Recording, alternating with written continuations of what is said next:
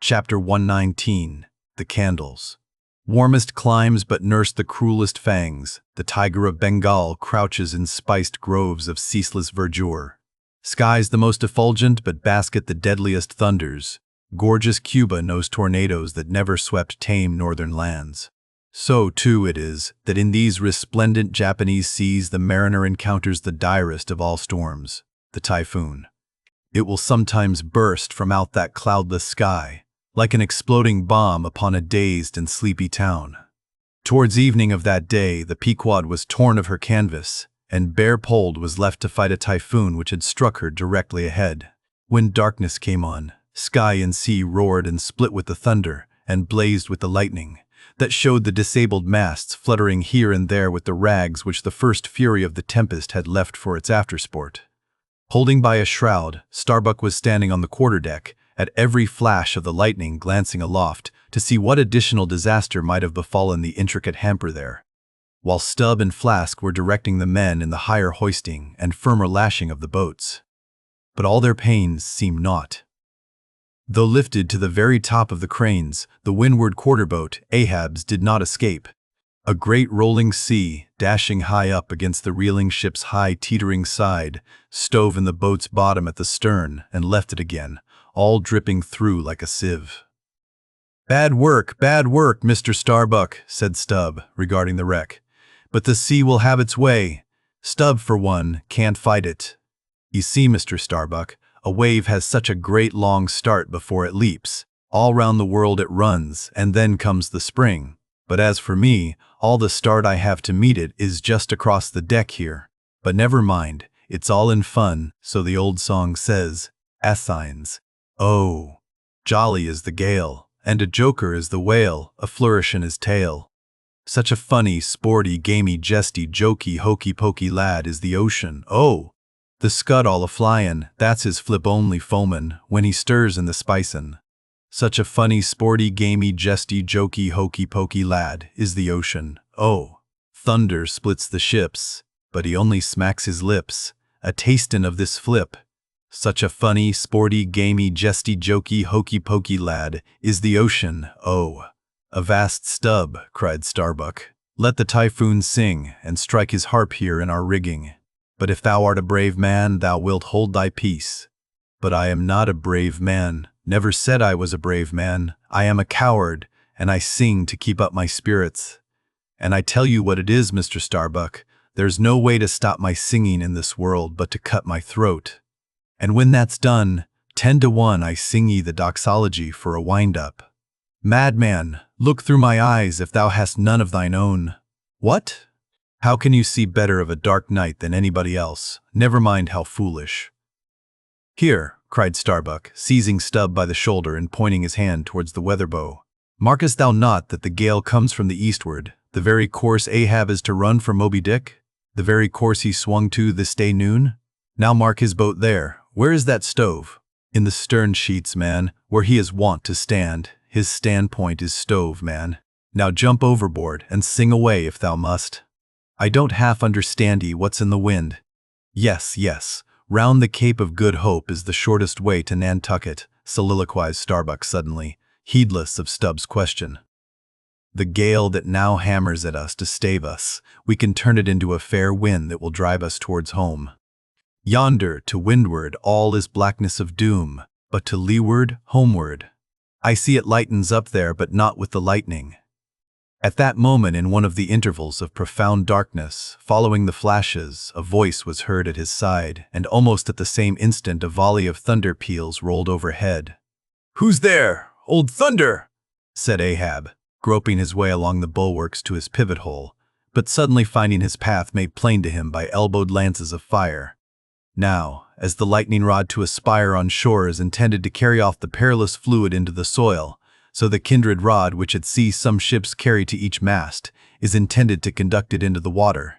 But as this conductor must descend to considerable depth, that its end may avoid all contact with the hull, and as moreover, if kept constantly towing there, it would be liable to many mishaps, besides interfering not a little with some of the rigging, and more or less impeding the vessel's way in the water. Because of all this, The lower parts of a ship's lightning rods are not always overboard, but are generally made in long, slender links, so as to be the more readily hauled up into the chains outside, or thrown down into the sea, as occasion may require. "The rods! The rods!" cried Starbuck to the crew, suddenly admonished to vigilance by the vivid lightning that had just been darting flambeaux to light Ahab to his post. "Are they overboard? Drop them over, fore and aft! Quick!" "Avast!" cried Ahab. "Let's have fair play here, though we be the weaker side. Yet I'll contribute to raise rods on the Himalayas and Andes, that all the world may be secured, but out on privileges. Let them be secured, but out on privileges." "Look aloft!" cried Starbuck. "The corpusants! The corpusants!" All the yardarms were tipped with a pallid fire, and touched at each tri-pointed lightning rod, end with 3 tapering white flames. Each of the 3 tall masts was silently burning in that sulphurous air, like 3 gigantic wax tapers before an altar. "Blast the boat! Let it go!" cried Stubb at this instant, as a swashing sea heaved up under his own little craft, so that its gunwale violently jammed his hand as he was passing a lashing. "Blast it!" But slipping backward on the deck, his uplifted eyes caught the flames, and immediately shifting his tone, he cried, "The corpusants have mercy on us all." To sailors, oaths are household words. They will swear in the trance of the calm, and in the teeth of the tempest. They will imprecate curses from the topsail yard arms, when most they teeter over to a seething sea. But in all my voyagings, seldom have I heard a common oath when God's burning finger has been laid on the ship, when his mene, tekel upharsin, has been woven into the shrouds and the cordage. While this pallidness was burning aloft, few words were heard from the enchanted crew, who in one thick cluster stood on the forecastle, all their eyes gleaming in that pale phosphorescence like a faraway constellation of stars. Relieved against the ghostly light, the gigantic jet negro, Dagu, loomed up to thrice his real stature and seemed the black cloud from which the thunder had come. The parted mouth of Tashtego revealed his shark-white teeth, which strangely gleamed as if they too had been tipped by corpusants, while lit up by the preternatural light. Queequeg's tattooing burned like satanic blue flames on his body. The tableau all waned at last with the pallidness aloft, and once more the Pequod and every soul on her decks were wrapped in a pall. A moment or two passed, when Starbuck, going forward, pushed against someone. It was Stubb. "What thinkest thou now, man?" I heard thy cry. "It was not the same in the song." No, it wasn't," I said. "The corpusants have mercy on us all, and I hope they will still. But do they only have mercy on long faces? Have they no bowels for a laugh? And look ye, Mr. Starbuck. But it's too dark to look. Hear me then. I take that masthead flame we saw for a sign of good luck. For those masts are rooted in a hold that is going to be chock-a-block with sperm oil, I see, and so all that sperm will work up into the masts like sap in a tree. Yes, our 3 masts will yet be as 3 spermaceti candles. That's the good promise we saw." At that moment, Starbuck caught sight of Stubb's face slowly beginning to glimmer into sight. Glancing upwards, he cried, "See! See!" And once more the high tapering flames were beheld with what seemed redoubled supernaturalness in their pallor. "The corpusants have mercy on us all," cried Stubb again.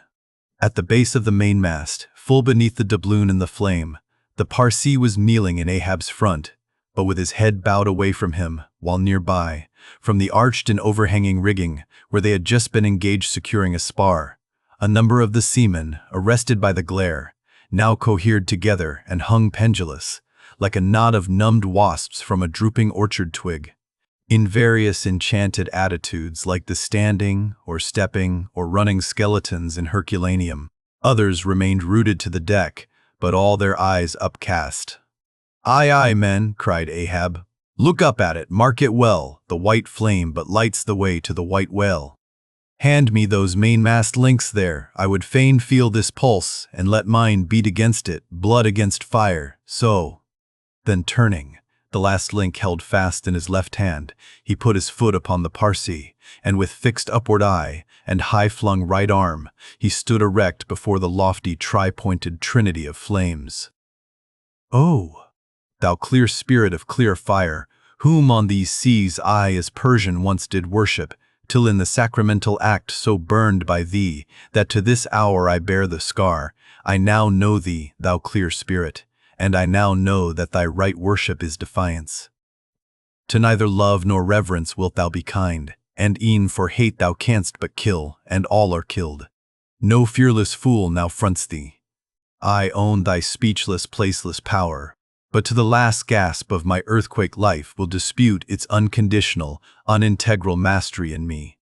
In the midst of the personified impersonal, a personality stands here. Though but a point at best, whencesoe'er I came, wheresoe'er I go, yet while I earthly live, the queenly personality lives in me, and feels her royal rights. But war is pain, and hate is woe.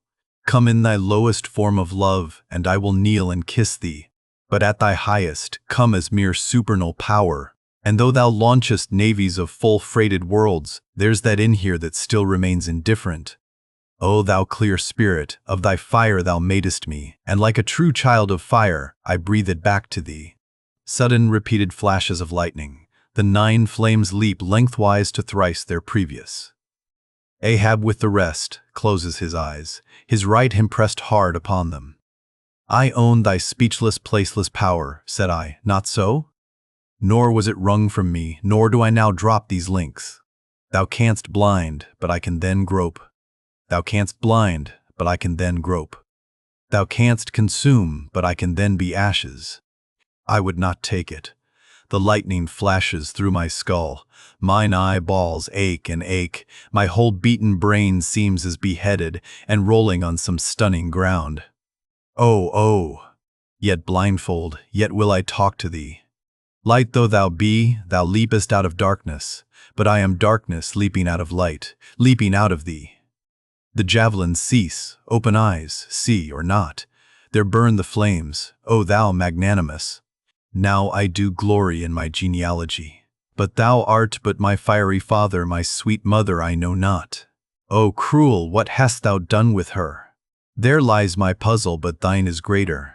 Thou knowest not how came ye, hence callest thyself unbegotten. Certainly knowest not thy beginning, hence callest thyself unbegun. I know that of me which thou knowest not of thyself, O thou omnipotent. There is some unsuffusing thing beyond thee, thou clear spirit, to whom all thy eternity is but time, all thy creativeness mechanical. Through thee, thy flaming self, my scorched eyes do dimly see it.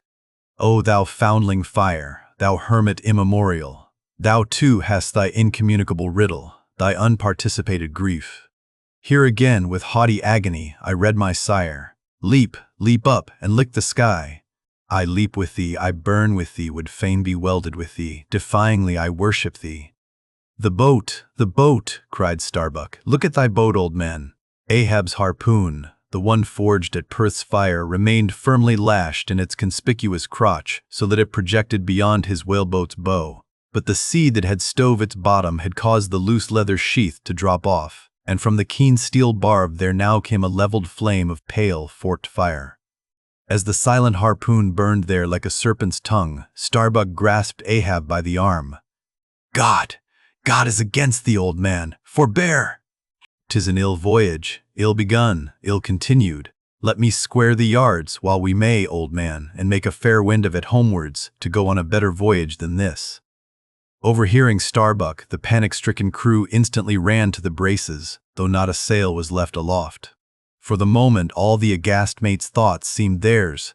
They raised a half-mutinous cry, but dashing the rattling lightning links to the deck, and snatching the burning harpoon, Ahab waved it like a torch among them, swearing to transfix with it the first sailor that but cast loose a rope's end. Petrified by his aspect, and still more shrinking from the fiery dart that he held, the men fell back in dismay, and Ahab again spoke. All your oaths to hunt the white whale are as binding as mine, and heart, soul, and body, lungs and life, old Ahab is bound. And that ye may know to what tune this heart beats, look ye here, thus I blow out the last fear. And with one blast of his breath he extinguished the flame. As in the hurricane that sweeps the plain, men fly the neighborhood of some lone gigantic elm, whose very height and strength but render it so much the more unsafe, because so much the more a mark for thunderbolts. So at those last words of Ahab's many of the mariners did run from him in a terror of dismay.